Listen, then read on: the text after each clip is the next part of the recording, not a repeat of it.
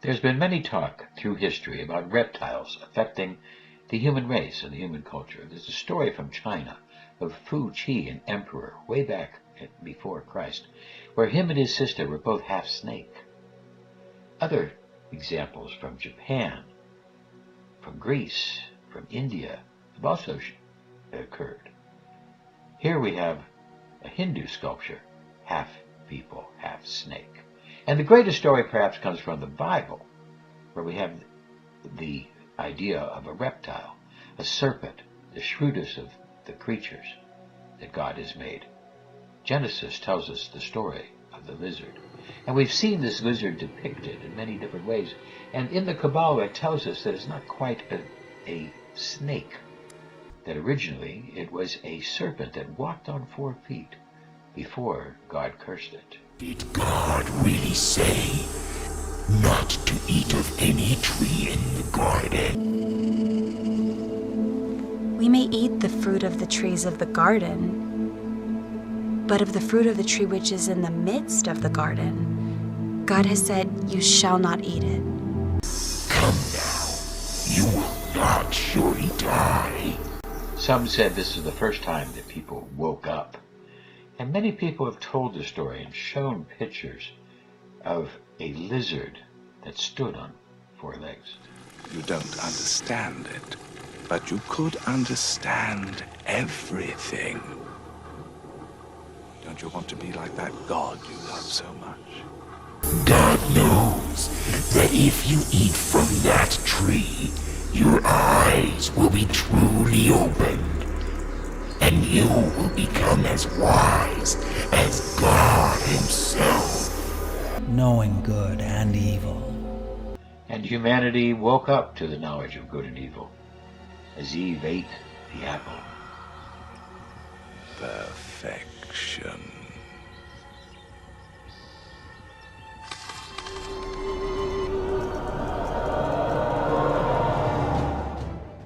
Inside all humans, there's reptilian DNA and reptilian energy. Within us is the whole evolutionary development of humankind, as well as the other species that humans developed from. Reptilian brain.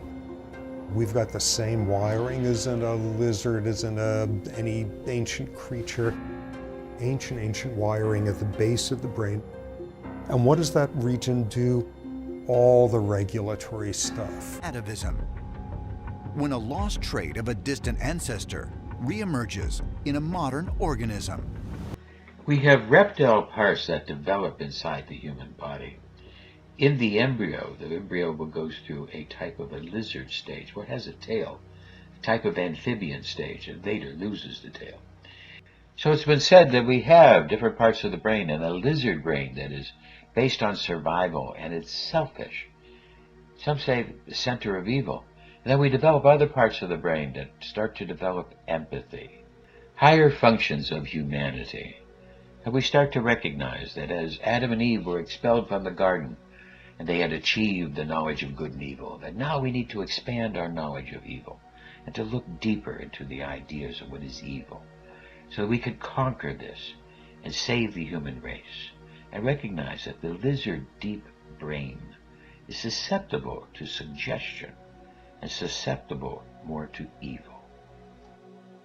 Are there lizard aliens on the planet? And even Walt Disney made a show telling us about the UFO aliens, how they were coming. And we made a movie showing you that corn, sugar, potato. There's UFO sightings with the places that where these foods started. Could it be UFOs were trying to fatten us up? Okay, it's hard to tell. And I made on IMFlix a little show telling you more about the aliens. And I even had an interview. I was asked to come to Mexico to do an interview with the lizard alien.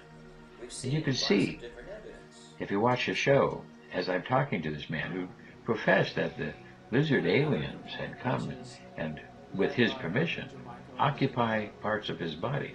But other alien races, other lizard alien races, they do it without permission. So it's very interesting, because we really do need to understand that really it's a good possibility that this is true.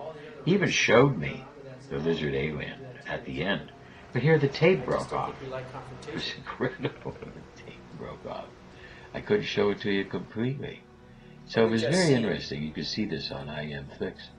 And we have to understand, there's no real proof that there are lizard aliens controlling us. But there's also no real proof that there are not. The fact is that over 15 million Americans believe that lizard aliens control the government.